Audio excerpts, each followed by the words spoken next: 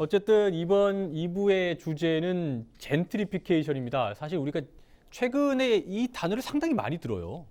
그렇죠. 이제 이걸 사실 한국말로 쉽게 얘기하자면 둥지 내몰림 현상이라고 할 수 있는데 홍대 입구역 쪽에 있던 상가가 이제 그런 맛집들이 한 블럭씩 뒤로 가기 시작합니다. 그런 현상들이 한 2, 3년 반복되다 보니까 나온 개념이 젠트리피케이션. 그 원인이 임대료 때문에 나가다가 심지어 어떤 상가주들은 마지막으로 이제 폐점할 때 현수막까지 걸어가지고 우리가 임대료 때문에 이렇게 사업까지 접어야 된다, 장사까지 접어야 된다. 그런 호소를 하는 일들이 언론에도 종종 보도됐었죠. 그렇죠. 그게 그 홍대에서 밀려나서 그 연트럴 파크 있죠. 네. 그게 원래 밀려났었대요. 그 밀려나서 너무 비싸니까 사람들이 계속 밀려나서 그쪽에도 좀 이렇게 말 걸어서 죄송합니다. 네. 그래서 사실은 이제 젠트리피케이션이 이제 낙후된 구도심을 외부인들이 유입해서 이제 살려내는 이제 그런 과정이 있는데 문제는 살리고 나면 나가. 임대료 올리면서 나가. 이래 되니까 그 사람들이 또 뒤로 갑니다. 뒤로 가서 다시 하는데 또 나가. 이런 것들이 반복되다 보니까 이게 결국에는 끊겨버리는 일이 생기는 거죠. 실제로 부산에서도 젠트리피케이션 때문에 좀 문제가 불거진 곳들이 많이 있잖아요. 지금 뭐 점포 카페 거리도 있고.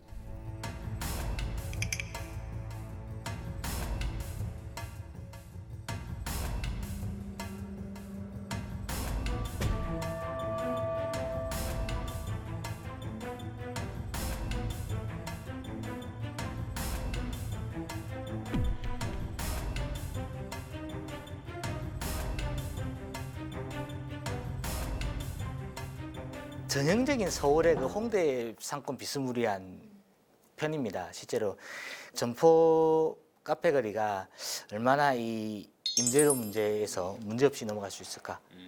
점포 카페 거리는 저희가 예전에 이제 그 저희 본사가 저희 회사가 거기 이제 사무실이 있어서 아는데요.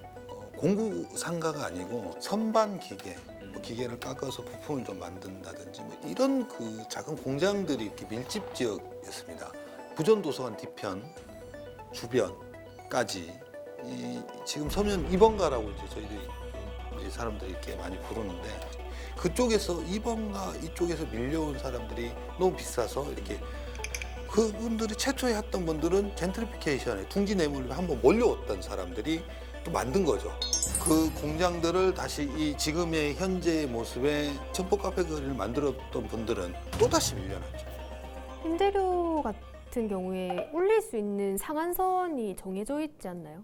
법상으로는 이제 작년에 상가 임대차 보법을 개정을 해가지고 9%에서 5%가 내렸어요. 인하가. 그러니까 매년 5%까지 올릴 수 있다는 거예요. 역으로 얘기합니다. 상한을. 그렇죠. 네. 상가 주인에게 세금 혜택까지도 줍니다. 그래서 이게 특혜 아니냐. 정말 어디 보면 그 조물주 위에 건물주라는데 주님. 그런 거 한번 해보고 싶은데 말이죠. 건물주가 정말 지원받을 수 있는 혜택들이 많구나.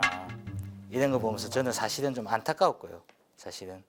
외국의 경우에는 좀 어떻습니까? 우리나라 같이 똑같은 비슷한 상황일까요? 실제로 그런 사례들이 많기 때문에 극단적인 정책들이 나온다고 봅니다. 특히 독일의 베를린 같은 경우는 베를린 시에서 자체적으로 그 주택이긴 한데 주택 임대료법을 이제 발효해서 5년간 집의 임대료를 어떤 조건도 없이 동결시켜버렸습니다.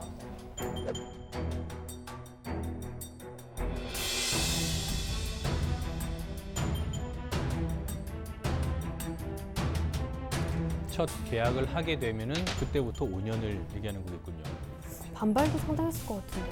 그렇죠. 이제 이게 아무래도 이게 정당 간에 이게 대결이 돼서 이제 굉장히 헌법 뭐 위헌 소송까지 뭐 간다 이런 걸 했었습니다만 일단 현재는 제가 알기로 시행이 ING로 현재 진행형으로 알고 있습니다. 모르겠어요. 우리가 만약에 그런 식의 정책을 받아가지고 적용을 시킨다면 과연 집주인, 건물주들의 그런 반대 이런 것들을 감당할 수 있을지 내 재산 가지고 내가 거래하는데 왜? 라는 이런 질문을 받으면 어떻게 될지 좀 궁금하기도 합니다. 근데 젠트리피케이션이 되게 우리나라에서는 안 좋은 사례들을 지칭할 때라고 딱 인식이 박혀 있잖아요. 근데 저도 오늘 좀 급하게 찾아보다 보니까 이 젠트리피케이션이 지역사회 전체를 놓고 봤을 때는 이게 어떤 죽어있던 상권을 또 하나의 활성화시키는 계기가 될 수도 있잖아요.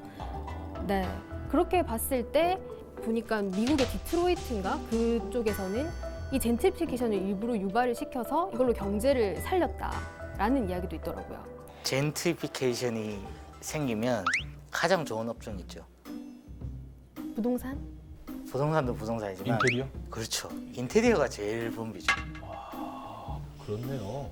어떤 업종에서는 이득을 볼 수밖에 없는 구조이죠. 그래서 인테리어 업계에서 업계에서 협찬 받으신 거 아니죠? 자, 지금 계속해서 부산 지역의 해묵은 현안들, 젠트리피케이션에 대해서 짚어보고 있는데요. 각 언론사의 헤드라인을 좀 살펴보도록 하겠습니다. 자, 지난 2018년 2월 6일 국제신문 기사인데 손님 아무리 줄 서도 월세 350만 원 어찌 감당하나, 아마 이게 지금도 비슷한 상황일 것 같은데요. 장사가 잘 되면 가게의 월세가 오르고 또 안 되면은 인테리어 비용도 못 건진다는 내용입니다. 요즘 뭐 SNS 홍보도 많이 하는데 점포 카페거리 상인의 입장에서 장사를 잘 하려면 월 150만 원은 줘야 제대로 된다는 목소리를 내면서 임대료의 홍보비까지 감당하기 힘들어서 장사를 접는다는 안타까운 취재 내용이 담겨 있는 기사입니다.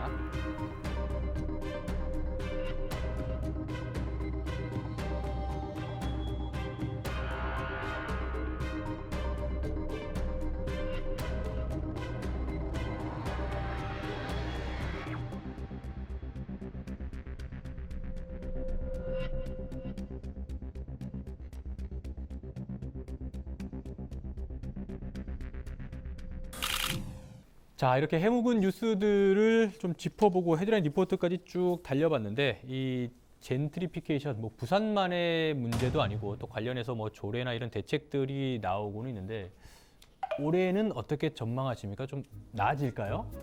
정부에서도 내지 못하는 그런. 그렇죠. 근데 저는 이 부분을 상생이라는 부분과 조금 생각을 좀 해봐야 되지 않느냐. 우리 택시 산악금제처럼 돈 벌면 다 임대인에 주고 그냥 얼마씩 이렇게 월급을 받는 식으로. 얼마씩 몇 퍼센트 이 전체 수익의 몇 퍼센트는 내가 갖는다. 그렇게 해서 뭐 예를 들어 장사가 되지 않아도 뭐 최저 얼마는 주겠다. 제가 한번 고민해봤습니다. 기본적인 수입은 일단 보장을 받는군요. 네, 그렇죠.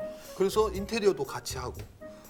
나중에 건물주가 되시면 한번 해보시죠. 네, 알겠습니다. 한편으로는 이런 생각이 드는데 이제 공공형을 하나 만들어 보자.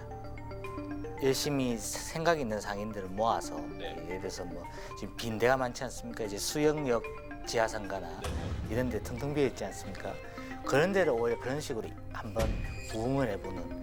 그래서 부산도시공사나 부산교통공사가 적극적으로 나서가지고 이런 걸 해보자. 네, 알겠습니다. 지금 뭐 그 코로나19 때문에 착한 임대인들도 많이 또 등장을 하고 있고 이런 좋은 사례가 있어가지고 어쨌든 더 좋은 쪽으로 발전될 가능성들을 많이 보여주고 있는데 또 이렇게 임대료를 감면받은 상인분들이 또 그만큼 장사를 또 열심히 많이 하셔가지고 또 뭐 좋은 곳에 또 투자를 하실 거잖아요. 네, 그렇기 때문에 미래는 그래도 더 밝아지지 않을까 이렇게 생각을 해봅니다.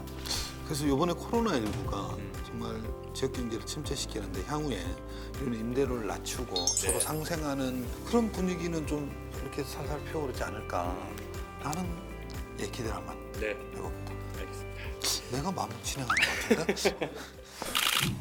자, 그럼 오늘 해묵은 뉴스에 대해서 지난 시간과 마찬가지로 글짓기를 좀 해보도록 하죠. 내가 생각하는 우리 부산의 젠트리피케이션은 땡땡이다 라고 말씀을 좀 해주시면서 우리 좀 정리를 했으면 좋겠는데 제가 일단 먼저 하겠습니다.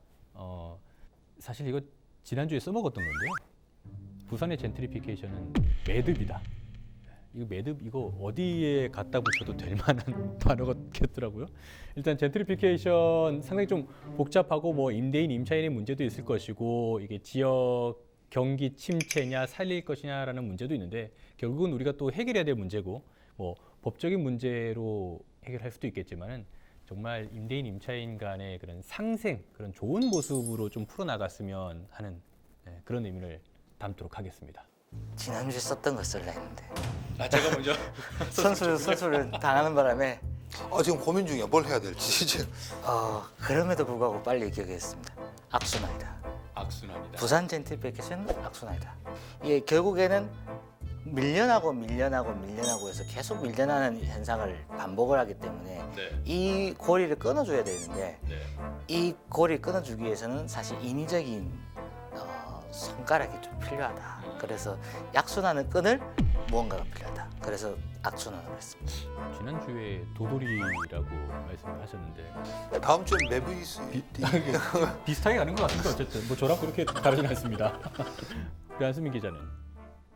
저는 양날의 검이라고 하겠습니다. 아까 좋은 사례 제가 말씀드렸다시피 이 경계선을 잘 지켜야 될 것 같아요. 이게 너무 과욕을 부리게 되면 상권 자체를 또 파괴시키는 행위가 될 수 있고 잘 이렇게 관리를 해야 하는 양날의 검이다라고 표현을 하겠습니다. 네, 알겠습니다. 우리 김한식 기자는 어떤 결론을 내실 건지요?